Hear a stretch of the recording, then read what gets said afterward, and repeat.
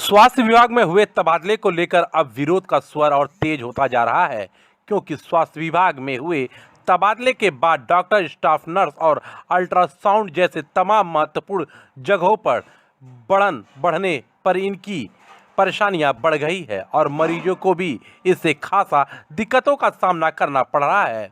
अब ऐसे में आज इन लोगों ने काली पट्टी बांधकर विरोध प्रदर्शन किया है। इन लोगों की माने तो ये काम का बहिष्कार भले ही नहीं कर रहे हैं, लेकिन काली पट्टी बांधकर ये बताने की कोशिश जरूर कर रहे हैं कि वह इस अचानक ट्रांसफर नीति से कितने नाराज हैं। साथ ही इन लोगों ने आगे इससे बड़े आंदोलन की भी चेतावनी दे दी है। यहां तक कि कहा है कि अगर उनकी मांगे नहीं पूरी हुई या ट्रांसफर नीति को लेकर जल्द ही तब्दीलियां या इसमें कोई सुधार नहीं किया गया तो ये आगे का कार्य बहिष्कार कर देंगे, जिसकी जिम्मेदारी पूरे तरीके से जिला प्रशासन और सरकार की होगी। सोनबाला सोनकर। ये बताइए कि आज आपने काली पट्टी बांधकर विरोध कर रहे हैं, क्या वजह है? वजह यही है कि जो भी अपने मनमाने ढंग से अनियमितता के कारण ट्रांसफर किया गया है, उसी के विरोध में हम लोग हड़ताल कर रहे हैं। और हम लोग को काम से कोई दिक्कत नहीं है, काम अपनी जगह पर शांतिपूर्वक हम लोग हड़ताल कर रहे हैं, काम कोई बाधित नहीं हो रहा है। लेकिन जो आनन फानन में स्थानांतरण की नीति चली है, उससे काम में बाधा हो रही है, हम लोग को ज़्यादा वर्कलोड पड़ रहा है। यहाँ एनएम के पद पे हैं, महिला हॉस्पिटल में। तो क्या एनएम में कितनी दिक्कत हो रही है स्टाफ को लेकर? बहुत सारी दिक्कतें हैं। एक एनएम को क्षेत्र बनाने में 2-3-4 साल लग जाते हैं और 3 साल में ट्रांसफर नीति है कि 3 साल में पटल परिवर्तन कर दिया जाए।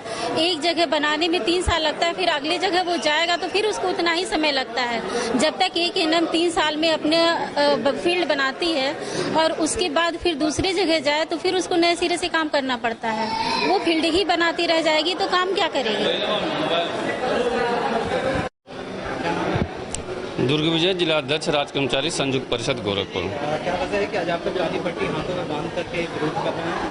और हमारे प्रांतीय नेतृत्व के आह्वान पर आदरणीय सुरेश रावत जी जो प्रांतीय अध्यक्ष हैं और महामंत्री अतुल मिश्रा जी के नेतृत्व में पूरे प्रदेश में जो स्वास्थ्य विभाग में स्थानांतरण नियम विरुद्ध हुआ है, उसी के क्रम में आज हम लोग पूरे जनपद में एक कार्यक्रम वर्क कर रहे हैं जो काला फीता बांध करके, और हमारा 20 तारीख से 24 तारीख तक ये कार्यक्रम चलेगा। 25 को जनपद मुख्यालय पर श्रीमान मुख्य चिकित्सा अधिकारी महोदय के सामने एक दिवसीय धरना प्रदर्शन होगा। अगर सरकार हमारी बातें नहीं मानती है तो फिर 26 से और 30 तक 2 घंटा हम लोग कार्य बहिष्कार करके माननीय जिलाधिकारी महोदय से और माननीय मुख्यमंत्री जी को ज्ञापन देंगे। क्या लग रहा है जिस तरीके से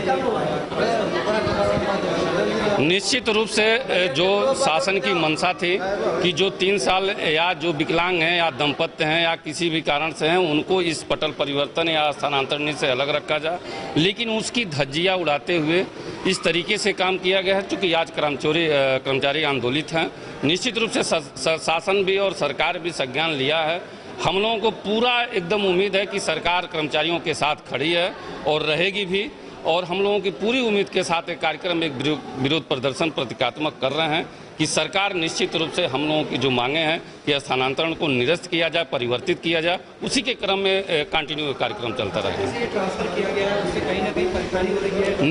निश्चित रूप से परेशानी हो गई, निश्चित रूप से परेशानी हो। विकलांग का अगर ट्रांसफर कर दिया जाता है तो निश्चित रूप से उसको परवाह जो कि उससे उसको लग रहा